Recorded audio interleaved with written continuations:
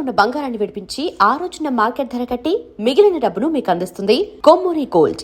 ఇంకో చిన్న doubt madam, యాక్చువల్గా మీ కుటుంబ పరిస్థితుల వల్ల మీరు డాన్సర్ అయ్యారు. ఫస్ట్ ఒక సినిమా యాక్టింగ్ చేశారు, అక్కడి నుంచి తర్వాత డాన్సర్ అయ్యారు. అంటే చిన్నప్పటి నుంచి డాన్స్ నేర్చుకుంది కాదు, డ్యాన్స్ మీకు పుట్టుకతోనే అబ్బింది కాదు, అవసరం కోసం డ్యాన్స్ దగ్గరికి వెళ్ళారు మీరు. అలాంటిది అంత తక్కువ టైంలో మెగాస్టార్ చిరంజీవి గారు లాంటి ఒక సూపర్ డాన్సర్తో ఆయన్ని మ్యాచ్ చేసే విధంగా అంత బాగా డ్యాన్స్ ఎలా రాగలిగింది అతి తక్కువ కాలంలో? యాక్చువల్లీ మా నాన్న వచ్చి ఒక డాన్సర్, గ్రూప్ డాన్సర్గా ఉండి అసిస్టెంట్గా అయ్యి తర్వాత హీరో అయ్యారు.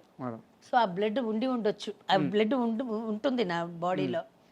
సో అందుకని నేను కూడా పట్టుదల పట్టి కన్నడ సినిమాలో ఒక సినిమాలో వచ్చి మొత్తం జనరేటర్ అన్ని ఆఫ్ చేసేసి కరెంట్ లేదని చెప్పి పంపించేశారు. ఫస్ట్ నా బిగినింగ్లో డాన్స్ రాలేదని మిమ్మల్ని నన్ను పంపించేశారు. తర్వాత వచ్చి ఎక్కడ వెళ్ళినా కష్టపడి ఒక్క మూమెంట్ రాదు. మాస్టర్స్ అయితే నన్ను తిట్టలేరు, ఎందుకంటే మా నాన్న డాన్సర్గా ఉండి హీరోగా అయ్యారు కాబట్టి. వాళ్ళందరూ ఇప్పుడు కొరియోగ్రాఫర్గా ఉన్నారు, మా నాన్నతో డాన్సర్గా చేసిన వాళ్ళందరూ. సో తిట్టలేకపోయారు నన్ను. పక్కన ఈ అసిస్టెంట్స్ ఉంటారు కదా, వాళ్ళకి తిట్లు పడుతుంది. అది నాకే లోపల గుచ్చుతుంది. అది వాళ్ళని తిట్టడం కాదు, శాంతి నిన్న తిడుతున్నారు అనేది నాకు తెలుసు. మిమ్మల్ని తిట్టలేక వాళ్ళని తిడుతున్నారు అనేది నాకు తెలుసు. సో అప్పటికే నేను పట్టుబడి డాన్స్ క్లాస్కి వెళ్ళడం మొదలుపెట్టాను. కళా master class, first Raghu master క్లాస్కి వెళ్ళాను. రఘు మాస్టర్ క్లాస్ వచ్చి రఘు మాస్టర్ చాలా బిజీ అయిపోయారు. తర్వాత వాళ్ళు కళా మాస్టర్ ఇప్పుడు ఉన్నారు కదా, కళ ఇది చేసుకుంది, కళ దగ్గర నేర్చుకున్నాను. తర్వాత వచ్చి జయంతి కానీ వాళ్ళ సిస్టర్ పెద్దక్క, కళ బిజీ అయిపోయింది. నేను పెళ్ళి అయిన రోజు కూడా డాన్స్ క్లాస్ అటెండ్ చేసి ఫ్లైట్ ఎక్కాను మేడం. సో అది ఉండొచ్చు పక్కన చేసిన వాళ్ళు. నాకు వాళ్ళు అనేది లేదండి. నాకు ఎవరైనా డాన్స్ చేస్తే అదే డబ్బు ఇస్తారు నాకు. ఇప్పుడు మీకు ఇంటర్వ్యూ ఇచ్చినా ఒకటే, నాకు ఇంకొక వాళ్ళకి ఇంటర్వ్యూ ఇచ్చినా ఇదే ఆన్సర్ నేను చెప్తాను. మీకు ఏది జవాబు చేస్తున్నానో, నా ఇక్కడి నుంచి ఏది నిజం ఉందో అదే చెప్తాను.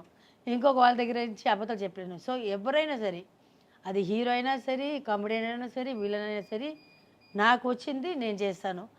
అది ఆయన పెద్ద స్టార్గా ఉంది కాబట్టి, ఎక్కువ జనాలు చూస్తారు కాబట్టి, ఆయనకి పిచ్చి ఫ్యాన్స్ ఉన్నారు కాబట్టి ఎక్కువ రీచ్ అయింది అది.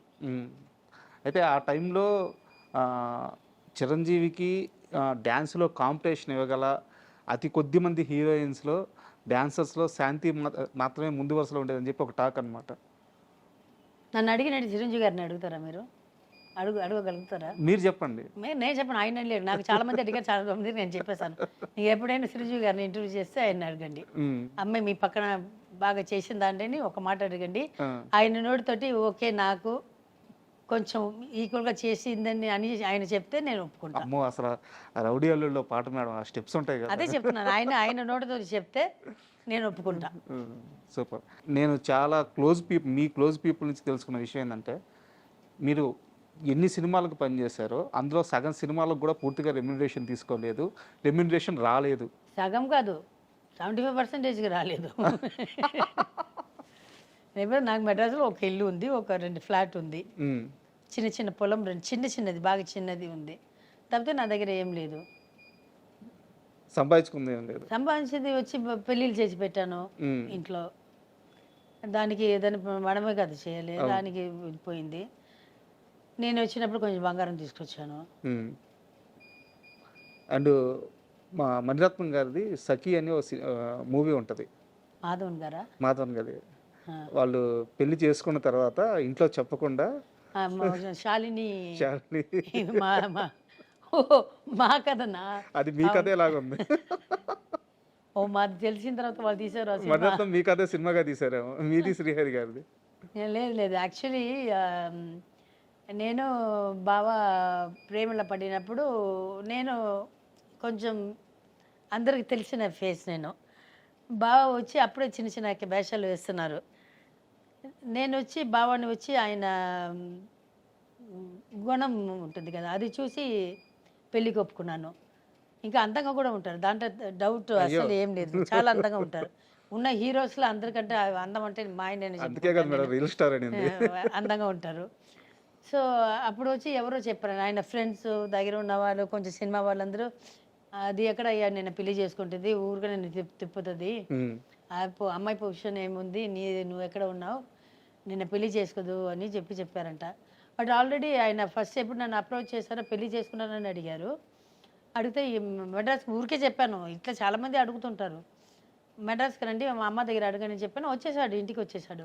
స్ట్రైట్ ఇంటికి వచ్చేసి మా అమ్మని అడిగాను. నేను మా అమ్మకి ఆల్రెడీ చెప్పాను, ఒక పిచ్చాడు కూడా వచ్చి అడిగాడు కానీ చూడడానికి అందంగా ఉన్నాడమ్మా అని చెప్పాను. ఇప్పుడే ఇట్లా చిన్న చిన్న ఇది ఎలా చేస్తున్నారమ్మా అని చెప్పాను. అండ్ స్ట్రైట్గా ఇంటికి వచ్చేసారు. మా ఇల్లు లోపల దాక్కొని లేదని చెప్పడానికి కూడా లేదు, మాది చాలా బాగా చిన్న ఇల్లు. ఆ రూమ్ నుంచి బయటకు వస్తే రోడ్డు కనిపిస్తుంది. వచ్చేసారు, వస్తే రమ్మని చెప్పాము, కూర్చున్నారు. వచ్చి స్ట్రైట్ మా అమ్మతో వెళ్ళి మాట్లాడారు. నేను షూటింగ్ వెళ్ళిపోతాను కదా, ఈయన అప్పుడప్పుడు మెడ్రాస్లో ఉండిపోయారంట. నేను షూటింగ్ వెళ్ళిపోతాను కదా, యాక్చువల్లీ ప్రేమించిన వాళ్ళు అమ్మాయిల దగ్గర వెళ్తారు కదా, ఈయన మా అమ్మతో దగ్గర వెళ్ళిపోయేవాడు. అక్కడికి వెళ్ళి మా అమ్మ దగ్గర కూర్చొని ఆయన దగ్గర వచ్చి ఇట్లా మంచి మార్కులు కొట్టేశారు. అక్కడ 100% 10% కొట్టేశాడు. మా అమ్మ నన్ను గోకడం మొదలుపెట్టింది, పెళ్లి చేసుకో ఇంకా ఎప్పుడు దాకా ఇది చేస్తావు, పెళ్లి చేసుకో. అప్పుడు నాకు ఇంకా 2-3 పెళ్లి కావాల్సింది ఉంది, డబ్బులు కూడా అంత లేదు నా దగ్గర. ఏమన్నా చెప్పాను కదా, ఫుల్ అమౌంట్ ఎప్పుడు రాలేదు. సో నేను చెప్పాను, బాబాకి చెప్పాను, ఒక చిన్న వాళ్ళు ఇద్దరు అప్పుడు బాగా చిన్న పిల్లలు, మా లాస్ట్ తమ్ముడు చెల్లి, వాళ్ళకి పెళ్ళికి నేను ఏదైనా పెట్టాలి, అమ్మాయికి నగలు పెట్టాలి, అబ్బాయికి కూడా పెళ్ళికి కూడా ఏదైనా ఒకటి, వాడికైనా ఏదైనా ఒకటి చేయాలి, ఫ్యూచర్కి ఏదైనా చేయాలని చెప్తే సరే అని ఒప్పుకున్నారు. మళ్ళీ మా అన్న కొడుకు గుండు చేయడానికి వెళ్ళాము. వాడు కూడా ఇప్పుడు రాకేష్ అని, వాడు ఇప్పుడు యూఎస్లో ఉన్నాడు. వాడికి ఫస్ట్ ఇయర్కి 11th మంత్కి తలగీకి అదే గుండు చేసుకుంటారు కదా, దానికి వెళ్ళాము. ఈయన బాబా ఉన్నారు, ఆయన ఆల్మోస్ట్ 1 monthలో నేను ఎక్కడ ఉంటే అక్కడే ఉంటారు. నేను ఎక్కడికి వెళ్తే వేరే ఎక్కడ వెళ్ళినా కూడా దూరం నుంచి ఇట్లా చూస్తుంటాడు. ఇదే అయిపోయింది నా కథలు మొత్తము. ఇంకా ఒప్పుకున్న తర్వాత ఇంకా ఏముంది, ఎక్కడ పడితే అక్కడ వచ్చేస్తారు. తర్వాత వచ్చి మా అమ్మకి వచ్చేసారు. వచ్చి ఇట్లా గుడికి వెళ్తున్నామంటే ఆయన కూడా వచ్చేసారు, బావ కూడా ఉన్నారు. అప్పటికి మా అమ్మ, మా అక్క, పౌలిన్ అలెగ్జాండర్, మా అక్క పెద్ద అక్క, వాళ్ళ ఆయన అలెగ్జాండర్ అల్లుప అని పిలిచాము. వీళ్ళు ముగ్గురు బాగా క్లోజ్ అయిపోయారు. బాగా అంటే బాగా క్లోజ్. నేను 2 గంటకి 3 గంటకి వస్తాను, వీళ్ళు సిట్టింగ్స్ అన్నీ వీళ్ళు 4. మా అమ్మ పడుకుంటే కూడా నేను వచ్చేదాకా వీళ్ళు ముగ్గురు కూర్చుని ఉంటారు టెర్రస్లో. ఈయన కూడా కరెక్ట్ టైంకి ఆయన తెలుసుకొని వచ్చారో తెలియక వచ్చారో తెలియదు, కరెక్ట్గా వచ్చారు. గుడికి వెళ్తున్నాము, అందరూ ఒక 4-5 బండిలు వెళ్తున్నాము. ఈయన కూడా వచ్చారు. ఆ గర్భగుడి లోపల తీసుకెళ్తారు, పెద్దమ్మ తల్లి పెరిబాళెత్తమ్మ అని చెప్పి ఉంది లోపల. దాని లోపల వెళ్ళి పూజ చేపిస్తాం. అప్పుడు పేరు ఉంది కాబట్టి నాకు లోపల తీసుకెళ్తారు, గర్భస్థలం అంటారు కదా, గర్భగుడి లోపల. అక్కడ వెళ్ళి పూజ చేసిన పూజ అంతా అయింది. ఈయన సడన్గా వచ్చి ఇప్పుడు పెళ్లి చేసుకోవాలని తాళి తీసుకొని చూపిస్తున్నారు. ఇంత పెద్ద తాళి పుట్టు 2 ఉంది. నాకైతే ఆయన ఇట్లా చూస్తున్నాను, నా అమ్మని ఇట్లా చూస్తున్నాను, మా అమ్మ నన్ను ఇట్లా చూస్తుంది, ఏడుపు, మా అమ్మ ఒక సైడ్ ఏడుపు, నాకేమో అర్థం కావట్లేదు. నేను చెప్తున్నాను బాబాకి, నేను అప్పుడు బాబాని పిలిచేదాన్ని, బాబా నేను నిన్నే కదా పెళ్లి చేసుకుంటాను, మా అమ్మకి వచ్చి నన్ను గ్రాండ్గా పెళ్లి చేయాలని ఇది ఉంది, ఒక 5-6 years ఆగుతామని చెప్పాము కదా, ఇప్పుడు ఉంది కదా అంటే, లేదు ఇప్పుడే పెళ్లి చేసుకోవాలి అని ఆయన ఏడవడం మొదలు పెట్టేశారు. బాబా ఏం అర్థం కాలేదు. మా అమ్మ ఏమో కోయంగా ఏడుస్తుంది. శ్రీహరి గారు కూడా ఏడ్చారా? ఏడుస్తున్నారు. నేను చేసుకోలేదు ఇప్పుడు వద్దని చెప్పితే ఆయన ఏడుస్తున్నారు. సరే నాకు ఏం అర్థం కాదు. సరే వెళ్ళి ఒక కరుగమణి ఉంటుంది కదా, బ్లాక్ పూసలు, నల్ల పూస, కొయ్యలు అమ్ముతుంటారు గుడి బయట, వెళ్ళి తీసుకుని రమ్మని చెప్పాను. ఇక్కడ ట్రెడిషన్ వచ్చి బ్లాక్ పూసలే కదా, తెలుగు వాళ్ళు బ్లాక్ ఇదే వేస్తారు, నల్ల పూసలు వేస్తారు. అది వెళ్ళి తీసుకుని రమ్మని చెప్పాను. వచ్చి తాళి కట్టమని చెప్పాను. మా అమ్మ ఇంకా ఓకే కూడా చెప్పలేదు. తాళి కట్టమని చెప్పాను, తాళి కట్టారు. తాళి కట్టిన తర్వాత మళ్ళీ ఆ కరుగమణి అది నల్ల పూసలు కట్టమని చెప్పాను, కట్టారు. ఆ తాళి నేనే ఇప్పేసి తీసి ఉండిలో వేసేసాను. చెప్పాను ఓకేనా బాబా అని చెప్పాను. ఆయనకు ఫుల్ ఖుషి. మా అమ్మ ఏడ్చింది. ఆయన చెప్పాను, మా అమ్మ ఎట్లయినా ఆయనే పెళ్లి చేసుకోబోతున్నాను, అది అప్పుడు చేసుకుంటే ఏంటి, ఇప్పుడు చేసుకుంటే ఏంటి, బయటకు ఎవరికి తెలీదు.